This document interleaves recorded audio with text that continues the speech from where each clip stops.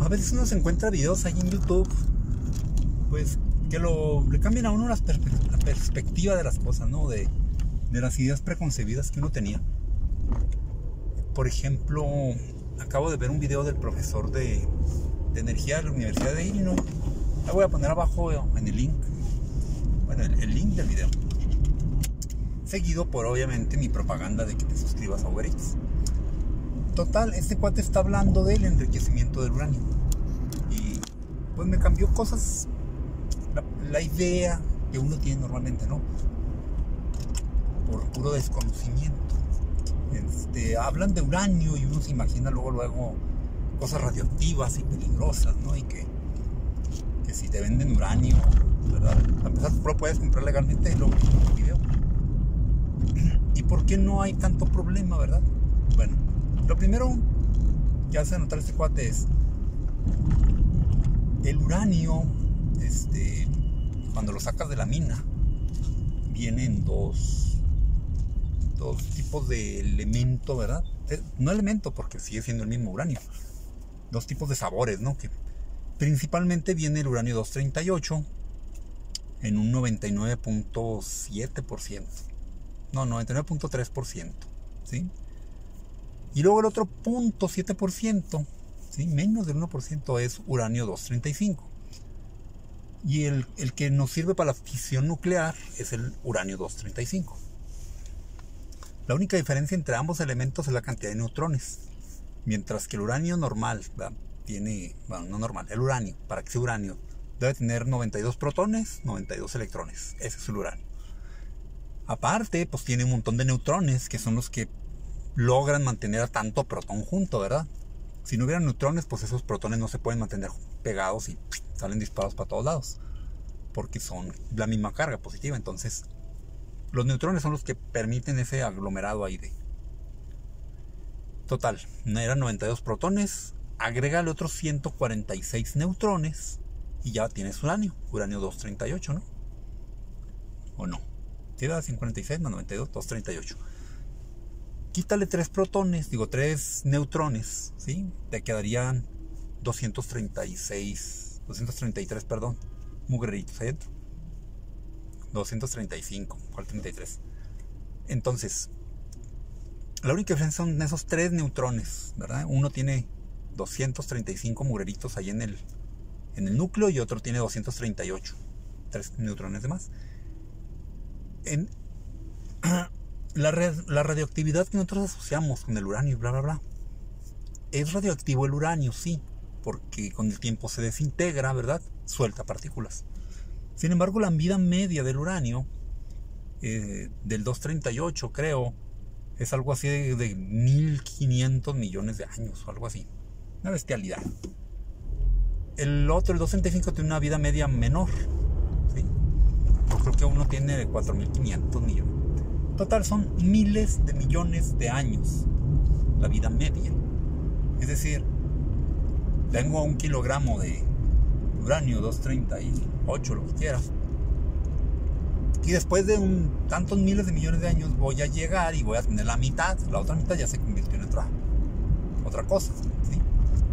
Entonces, aunque pues sí es radioactivo, su vida media es tan grande, ¿verdad?, que en realidad pues no presenta un daño a la salud en nuestra vida diaria, ¿no? Ni nos enteramos qué pasa, ¿no? ¿Sí? Las sustancias más peligrosas para nosotros son las radioactivas, que están con una vida media de pocas horas, ¿no?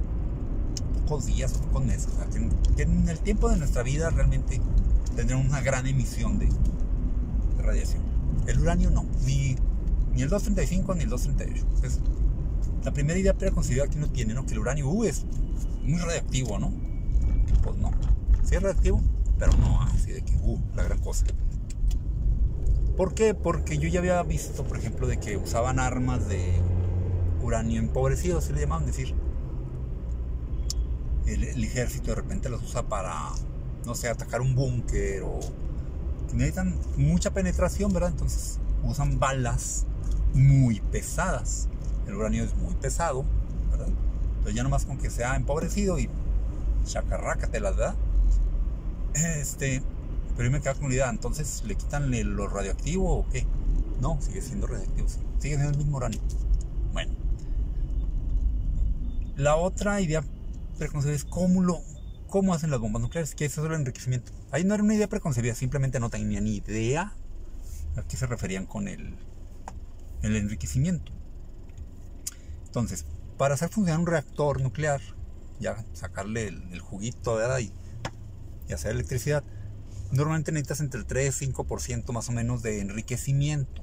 Es decir, partiste con un uranio ahí que sacaste de la mina, que traía el 0.7% del isótopo 235, y necesitas de alguna manera separarlo del otro, de modo que ya no tengas el 0.7, que ahora tengas el 3%, ¿sí?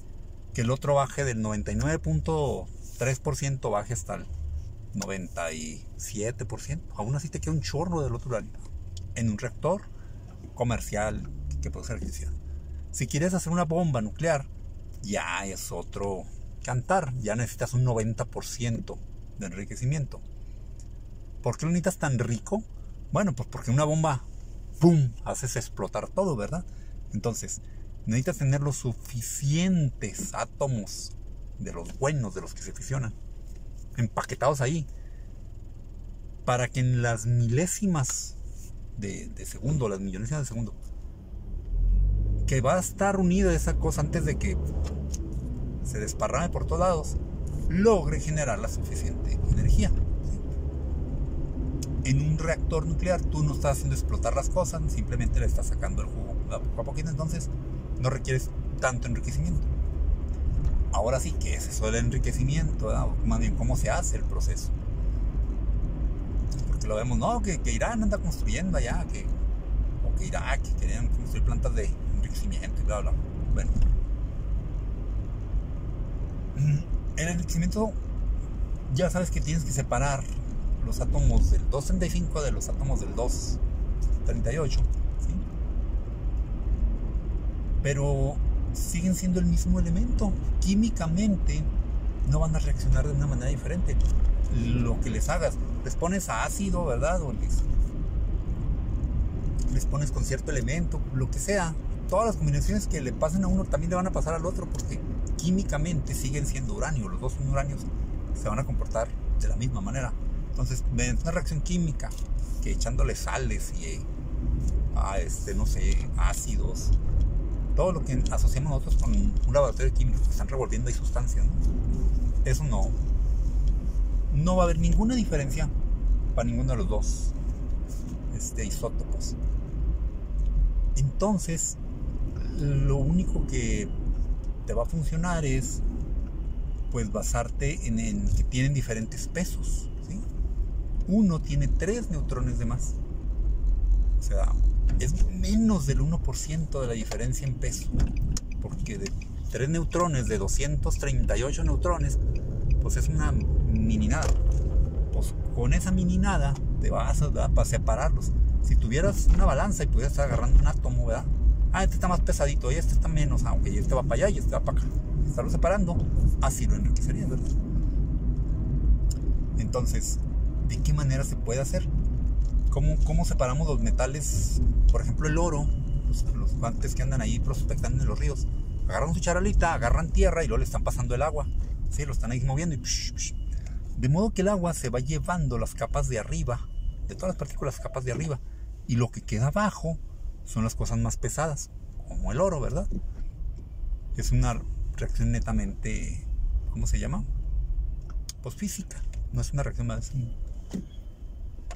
No tienes que revolverle nada, ¿sí? En el caso de otros elementos, digamos el hierro, pues no vas a encontrar el hierro separado en la naturaleza, vas a encontrar óxido de hierro y vas a encontrar, no sé, qué carburos o quién sabe qué cosas encontrarás el hierro, pero solo así no lo encuentras en la mina. Entonces usas reacciones químicas para quitarle ahora sí el oxígeno, quitarle esto y lo otro y aquello. Para el uranio, para separar uno de otro, nada más tienes el peso, es la única manera en lo que puedes distinguir uno de otro. Entonces lo que hacen es, lo revuelven con flúor, ya se convierte en hexafluoruro de uranio, 6 átomos de flúor y uno de uranio, algo así, bueno, lo que sea. Y esa conversión lo convierte en gas. Ya no tienes ahí ahora el amasijo sólido, ahora tienes un gas. Y de ese gas, algunas moléculas van a ser tres. Y aquí, tres protones más, tres neutrones más pesados que otros, ¿no? Estás hablando de una minidad, porque ahora con el fluoruro, pues ya le agregaste otro bonche más de protones y neutrones. Ya no son 235, ahora son otro buen bonche. Total, unas cuantas moléculas son más pesadas que otras. ¿Cuánto? ¿Qué vas a hacer? Bueno, pues ese gas puede hacer como lo hicieron en la Segunda Guerra Mundial, pasarlo a través de una membrana, ¿verdad? Que se oponga al paso de los átomos, ¿verdad? Esa membrana, ¿verdad? Cuando le empujas el gas a friega, ¿verdad? Le apachurras. Bajo presión, los átomos más pesados se van a tardar más tiempo, ¿sí? Los más ligeros, pues, los empujan más rápido y los avientan más rápido. Entonces, así le hicieron en la Segunda Guerra Mundial para hacer las bombas nucleares. Apachurraban y los iban separando. Pero era sumamente ineficiente el proceso, ¿ves? Así de que tenía, no sé, el 1% y después de pasarlo ya tengo el 1.0043% más. Pues no, es mucho jale, ¿no? Pero así es, bueno, ya ahorita ya es mucho mejor el asunto. Ahora ya se utilizan centrifugadoras que trabajan trabajan al 1.5%. ¿Sí? Entonces, si empiezas con el 7%,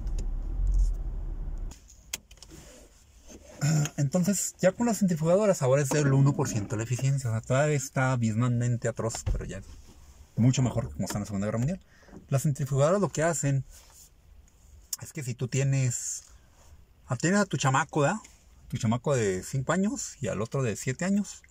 De 7 años pues ya está más comidito, ya comió 2 años más de hamburguesas, ya está más pesadito. Y los agarras y les das volantín, ¿sí? Pero obviamente pues como buen papá te vas a cansar y lo vas a soltar. Entonces, ¿quién va a caer más lejos? Pues el más ligero, ¿verdad? Tu chamaquito de 5 años es el que va a salir juido para allá, quién sabe cuántos metros. Y el más pesado pues va a caer más cerquita. Entonces es lo mismo, metes esos átomos de hexafluoruro de uranio, los metes a una centrifugadora. Esa cosa como está girando, pues va a aventar más lejos los átomos más ligeros. ¿Sí? Entonces unos salen por en medio y otros los sacas por la orilla. Esos gases ya salen separados, ¿verdad? Con una eficiencia del 1.5%. Pues los que acabas de sacar los buenos, lo vuelves a meter a otra centrifugadora. Y lo que salga esa a otra centrifugadora. Y ahí te la llevas. Después de muchas etapas ya vas aumentando el concentrado, ¿verdad? Lo que te salió, ¿verdad? Que era el malo, pues lo regresas a la entrada y ahí te la llevas. Entonces, si empezaste con un 0.7% y tienes una eficiencia del 1.5%, pues ya del 0.7 ya avanzaste al 1%, ¿sí? Y de los átomos gachos, los malitos, pues los bajaste del 99.3%, los vas a bajar al 99%. Siguiente etapa, pues ahí te la llevas, ¿verdad? Entonces es mucha talacha concentrar los átomos que llevan un solo cierto isótopo, ¿verdad? Separarlos de otro. Ya cuando llegas al 3-4% ya le puedes parar y ya los metes a tu reactor nuclear y ya te pones electricidad. Pero el mismo proceso lo puedes utilizar para hacer una bomba nuclear. Nomás lo vas a dejar mucho más tiempo, años, ¿verdad? Y jalando hasta que te salga súper refinado tu uranio, ¿sí? Entonces es el mismo proceso para armas nucleares que para reactores normales, reactores comerciales. La diferencia es cuánto tiempo lo haces trabajar. Y entonces cuando estamos viendo una película y que te dicen, oye, es que ahí trae el uranio, mira el uranio enriquecido y oye, no, muy peligroso, aunque no se te caiga al suelo porque se te cae y explota, ¿no? Como si fuera muy inestable, ¿no? Pues no es tanto así. Es inestable la masa crítica, ahí sí. Si empiezas a juntar mucho uranio, ¿verdad? Con el isótopo el 235, cuando alcanza su masa crítica, sacarrácatela, ¿verdad? Ahí sí se quema todo y empieza la reacción en cadena. Pero no es de que, sea muy frágil y de un golpe. No, en realidad no es tanto, por ahí no va el asunto, ¿verdad? Pero entonces está interesante cómo puedes sacar información pues padre de internet, ¿verdad? Y me llama mucho la atención cómo pues este cuate tiene 1000 suscriptores, ¿no? Y luego ves otras cosas de deportes o de chismes o de... Y cientos de miles de suscriptores, ¿no? Millones y millones de vistas. Pues yo nunca me voy a poner a hacer reactores nucleares, nunca me voy a poner a hacer bombas atómicas ni nada de eso, pero pues es interesante saberlo, ¿o no crees? ¿No te interesa? En fin, hay unos vidrios.